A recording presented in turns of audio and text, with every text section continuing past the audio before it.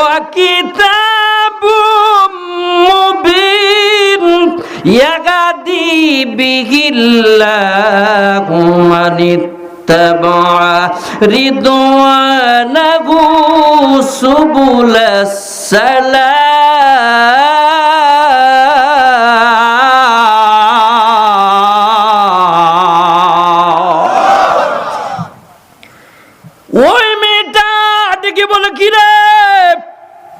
মক্কার ভিতরে এত যুবক, কিন্তু আব্দুল্লাহর কবলের ভিতরে এটা কিসের নূর?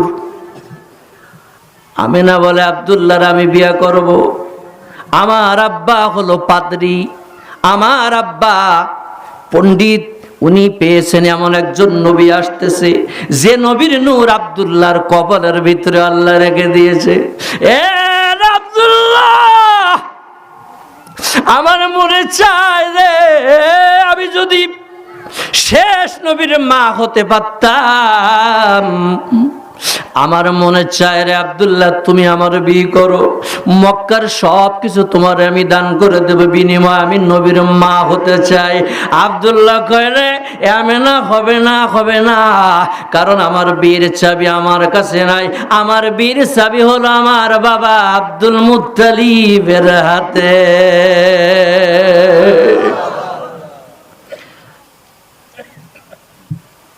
আমি তোমাকে প্রস্তাব দিলাম যে তুমি তো রাজি হও না। কয় দেখো আমার হাতে কোনো চাবি নাই। কয় তাই? কয় ঠিক আছে। এবার আমেনা কয়, আহারে যদি বিয়ে করতে পারতাম জীবন ধন্য হয়ে যেত। নবীর মা, সোজা কথা, নবীর মা কি সোজা কথা? যদি নবীর মা হতে পারতাম। আব্দুল্লাহ ঘরের মধ্যে ঢুকলেন। মক্কার ভিতরে 11 সালে মক্কায় গেলাম। মক্কায় যাওয়ার পরে প্রাণ ভরে কাবা শরীফটা ঘুরে ঘুরে দেখি। এই কাবা শরীফ এইরকম ছিল না রে বাগেরহাটের বাবা। এই কাবা শরীফের মানুষ, ওই সময়কাল কোনো বৃষ্টি ছিল না, এলাকার মানুষ পানি বিনে মারা যায়। সবাই এসে ডাক দিয়ে বলে, আব্দুল মুত্তালিব রে, ও আব্দুল মুত্তালিব, তুমি আল্লাহর কাছে একটু বলো না, আল্লাহ যেন আমাদের একটু বৃষ্টি দেয়, একটু পানি দেয়। সহিহ বুখারী প্রথম নাম্বার খণ্ড, হাদিস নাম্বার 555, 55 থেকে 60 পর্যন্ত আলোচনা। আল বিদা ওয়ান নিহায়া খণ্ড নাম্বার 6, সিরাতে বিশ্বকোষ খণ্ড নাম্বার 4। জোরে বলা যাবে কি আল্লাহু আকবার? আব্দুল মুত্তালিব কাবা শরীফের সামনে যায়। খেয়াল করেন, কাবা শরীফের সামনে যায় বলে, ওগো কাবার মালিক, এলাকার মানুষ পানি পায় না। এলাকার মানুষ যদি তুমি একটু পানি না দাও, এলাকার মানুষ বিনা পানিতে মানুষ না খেয়ে মারা যায়।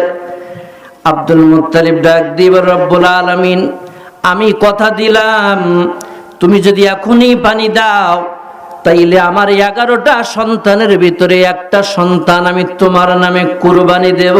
একটু জোরে বলা যাবে কি সুবহানাল্লাহ? তাইলে আমার নবীর পিতার কুরবানি আগে না ইব্রাহিমের কুরবানি আগে? কোন কুরবানি আগে?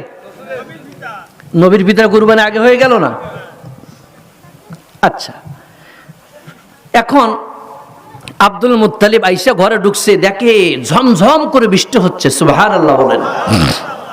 বৃষ্টি এত পরিমাণ বৃষ্টি হয়েছে যে এলাকার ভিতরে রহমত ভরে গেছে, মানুষ পানি ধরে ধরে রাখছে, পানির অভাব।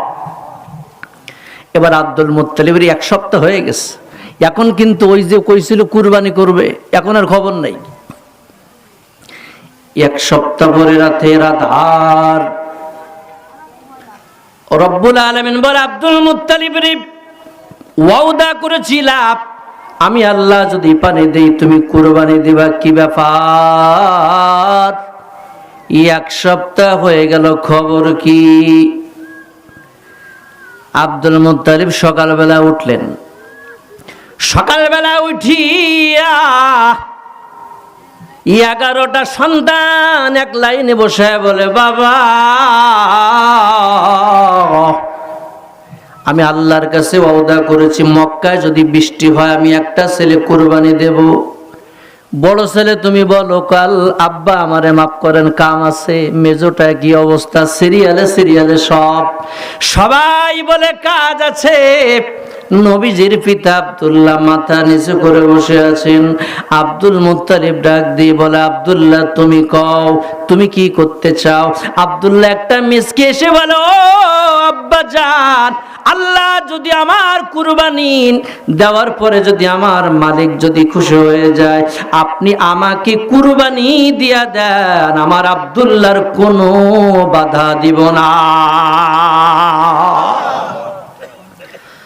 কদ জাআকুম মিনাল্লাহি নূর।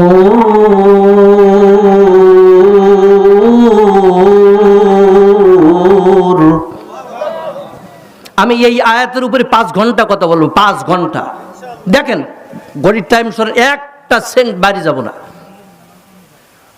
আপনি মনে করেন মাহফিল সিরাত আমি কি তাফসির করব? তাফসির কাকে বলে জানেন? আর তাফসির কয় প্রকার? তাফসির হলো 3 প্রকার। কয় প্রকার শেখেন? এক, কোরআনের আয়াত দিয়া কোরআনের আয়াতের তাফসির করা, কোরআনের আয়াতের সাথে হাদিসের তাফসির করা। কোরআন হাদিস ইজমা কিয়াস এক জায়গায় করে যেটা, ওটা 3 নাম্বার তাফসির। সুবহানাল্লাহ বলবেন না?